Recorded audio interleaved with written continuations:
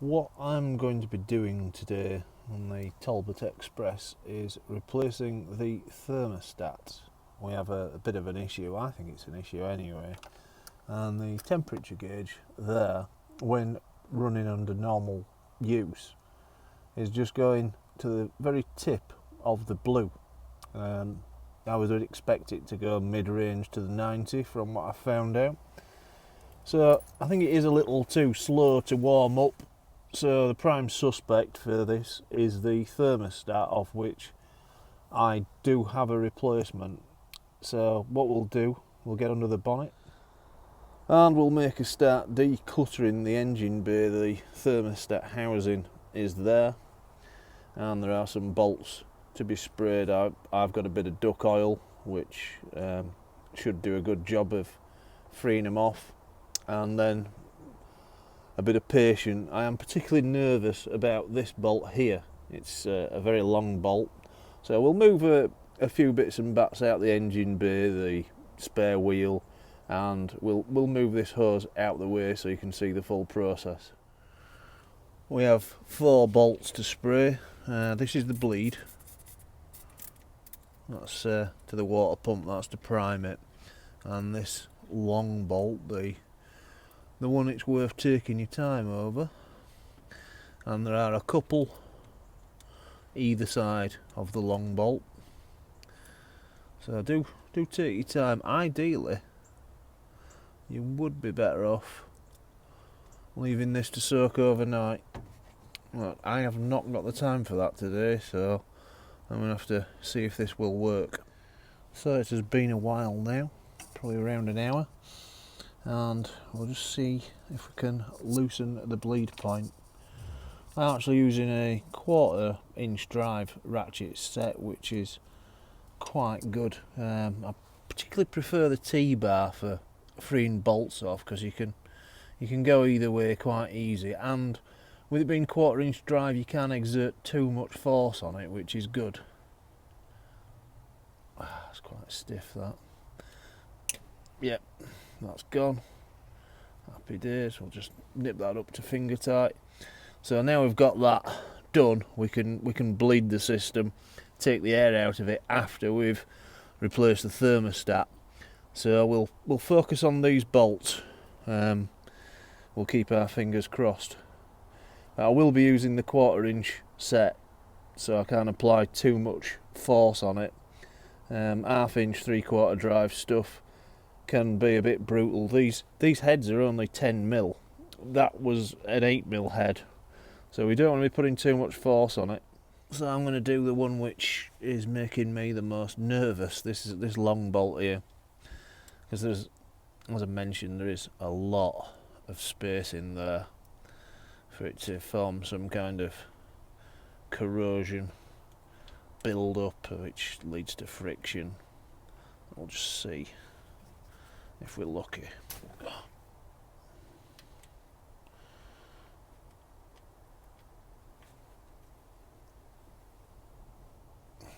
Something's moving,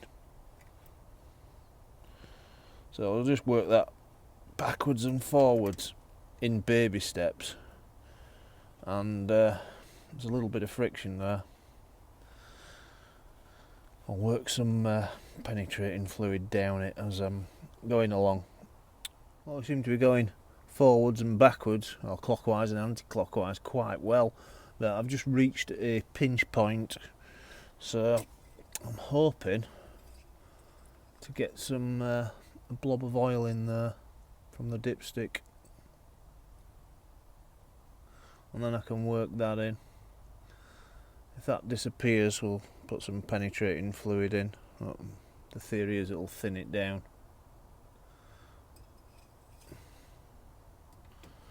And I'll work that a little more. So as I'm working it, I just go up to the tight spot, and then just a little bit more. I'm still using the 1/4 drive tackle, so you're not in danger of destroying it with too much leverage. And they're at a bit of a pinch point, and we've fortunately gone past it. So I've been squirting the penetrating fluid in Now the head of the bolt's protruding, it's got easier to do that. So you kind of know whether to do a big movement or a small movement. You can just feel the resistance. Don't force it if it's resisting, because this might seem a bit long-winded, but the headache of having to drill that bolt out and access is abysmal. This is well worth taking your time over. I do really wish I'd have had time to soak it overnight.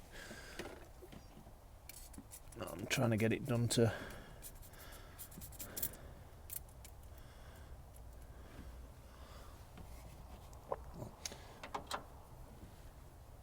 the more times you go clockwise, the more penetrating fluid and oil you're working. So it can be worth nipping up again.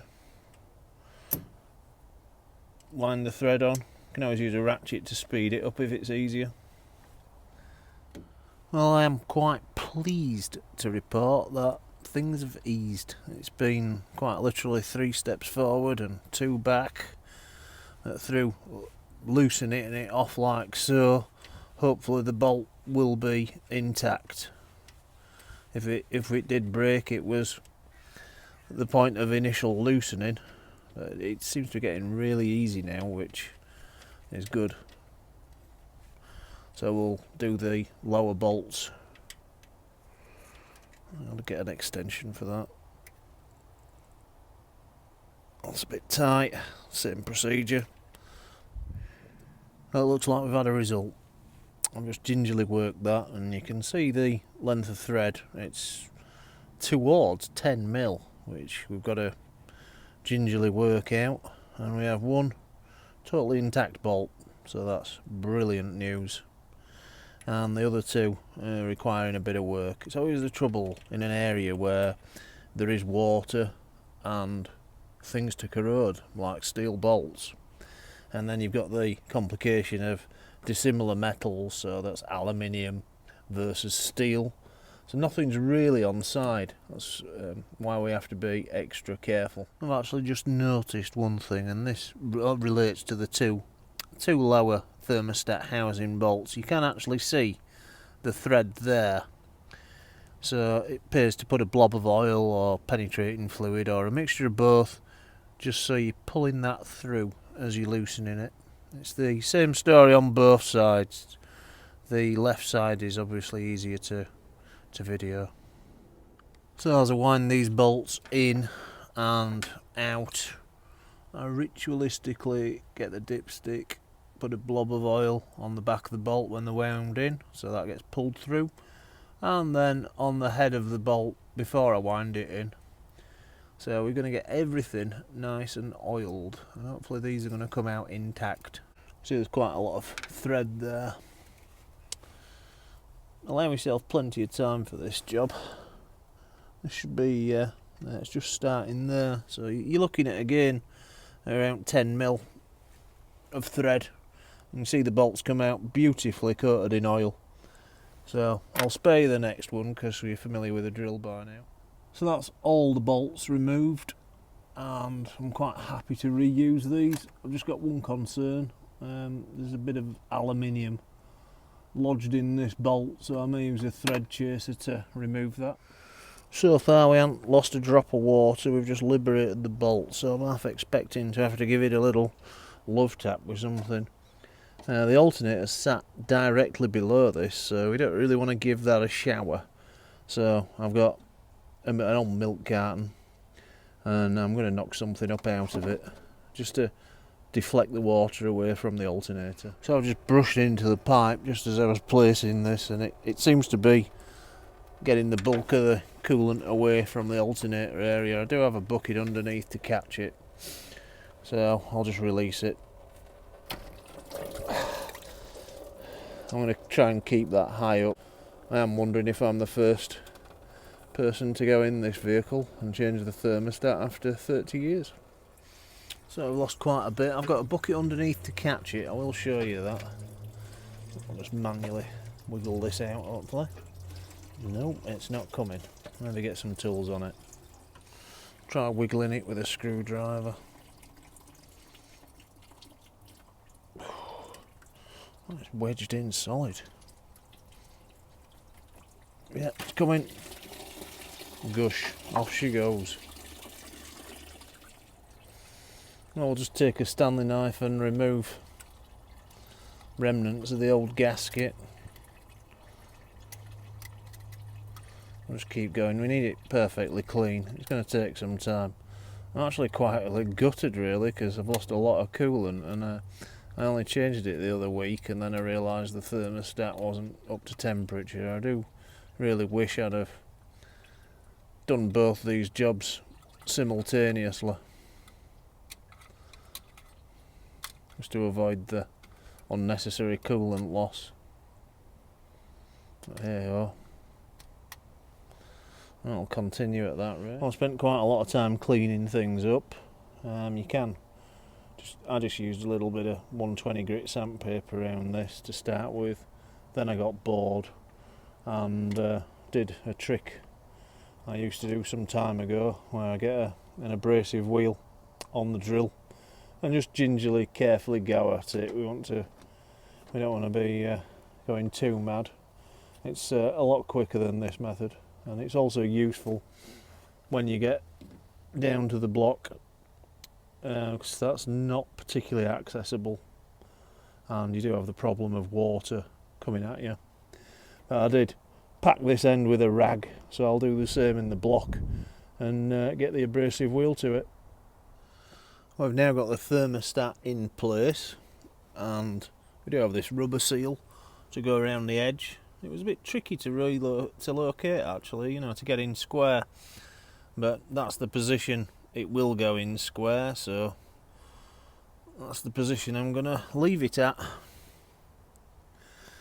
Now the thermostat is a Quentin Hazel, which is slightly different, and it's part number QTH229K. Now you get the thermostat, you get the seal. Now it's a bit of a debate as to whether you're going to need a gasket, but Talbot in the wisdom put one on when they produced it, so I am going to do the same. I've just knocked up a gasket there. You don't get one with a thermostat, unfortunately.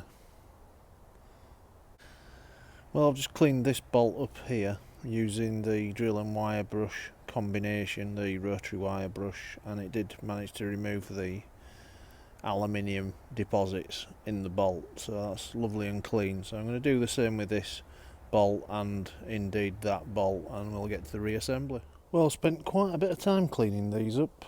We had them nipped in the vise using the rotating wire brush, and I'm quite pleased with how they've turned out. There is actually a case for replacing the bolts, thinking about it, but we seem to have restored these. You may need to chase the threads for residual aluminium deposits, but the rotating wire brush did a good job of ripping all that out. So I'll just have a little test fit in each of the holes, and then we'll proceed to reassembly. So I've just checked all the bolts have gone in with a minimal of resistance, and one thing I've noticed here with this bolt is you can actually get around the back of it, so do bear that in mind when you're doing the job. Focus the penetrating spray there and at the rear. That's something I didn't know. I've only just noticed that. So we're at the point of reassembly. This is my homemade gasket. I will put a link to the gasket I made in the description and also at the end of the video. The gasket I made for that video is not as neat as this one. It's just a case of taking your time and you get the better results. Well, I'm just running up the bolts with my fingers, and this one's a little bit stiff for some reason, but the other two are going in fine. So I think I'll just gingerly put a tool on that and not go too far. In terms of force, we'll just give it the best chance. So can't be too careful and indeed thorough. Well, we've got the thermostat housing refitted, and this is what came out. Whilst doing the job, there will be a little bit more of this because you can't catch it all. Some did go on the floor, We're talking, I would say, somewhere between 2 and 3 litres.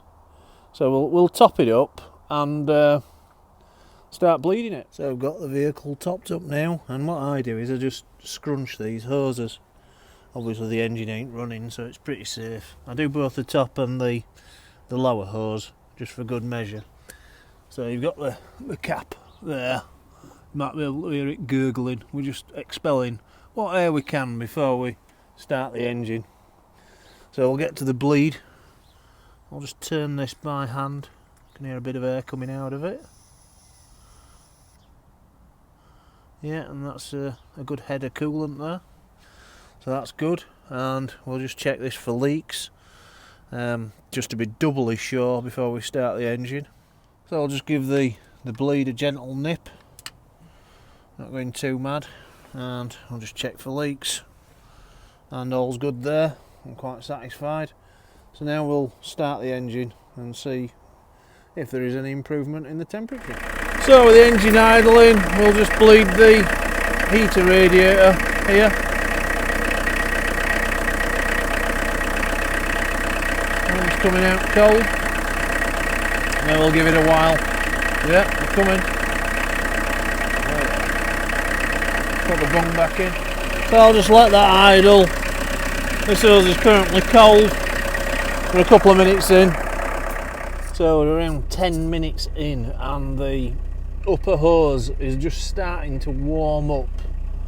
It's not the warmest day of the year, but it's certainly far from the coldest. And we just need to watch this space really. The needle has moved from below the 50. There's a little blue line there. I'm hoping you can see it. We're just sitting on the line, so there is a bit of movement in the needle, and I think it might be increasing as we're watching it really. But well, we've had in the region of 30 minutes idling, and we are getting nearer to the 86 degree mark, I do believe. I'm interpreting that gauge. We're actually nearer 90 than we are 50, which is an improvement on where we were before.